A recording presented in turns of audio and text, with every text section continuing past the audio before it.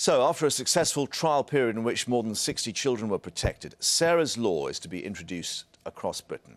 Well, joining us now, Sean Dilley, political correspondent at TalkSport. Sean, good morning to you. Thanks for coming in. Always a pleasure, Mark. And this is the issue that it has worked and seemingly quite well in these trial areas. Yeah, I mean, it's interesting. The trial areas, obviously, Cambridgeshire, I beg your pardon, Cleveland, Warwickshire and Hampshire.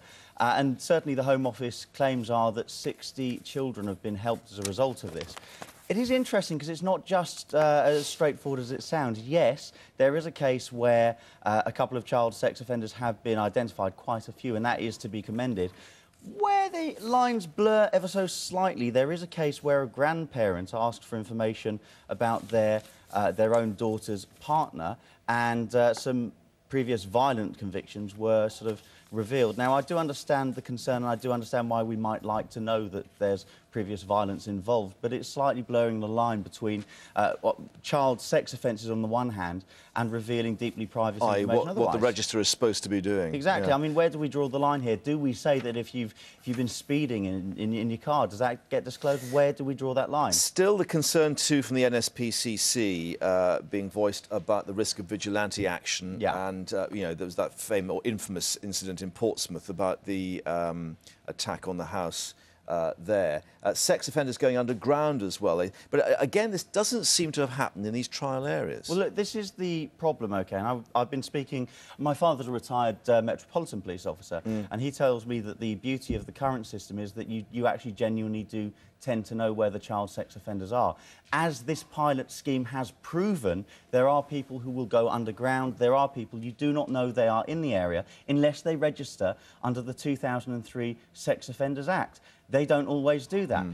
They know certainly they're being monitored. So if, for example, they happen to pick up a child, they're not going to be stupid enough to take them back to their own home. And therefore, there is a real risk, as indeed they found in America with Megan's law, upon which Sarah's law is based, that these people will be driven underground and we won't know where they are. So it's not as plain sailing as it sounds. The feature, too, of many of these cases when it comes to court is it's pointed out just how clever and devious some of these people are. Well, this is the thing. I mean, they're very clever about knowing how to get round these things. Of course, if the police have suspicions and they know where these people live, they can go right round there. However, we should reflect that, of course, it is the result of a very determined and spirited campaign by Sarah Payne. Indeed. And indeed, she has welcomed this move. It is, for her at least, success to a degree. Yeah, I mean, you know, she really has campaigned very hard after Roy Whiting murdered her daughter, Sarah. And, of course, actually it brings me on to another issue floating about within this general set of stories today,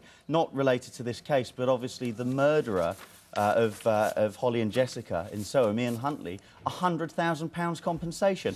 Absolutely disgusting. £1 million worth of legal aid, and we're expected to foot the bill. And Sarah Payne pointing out she received, I think, £8,000 compensation for the loss of her daughter. And £11,000 each, incidentally, for the mother of Holly and Jessica. That's what a life is worth. However, if the absolute low-life scumbag who ends up getting attacked in prison, no, he shouldn't be, incidentally, ends up getting £100,000, that should go straight to his victims. Pure and simple. No black and white in this area.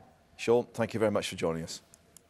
Got the sport coming up with Charlie, and we're looking at a medal haul, and we're looking at cricket.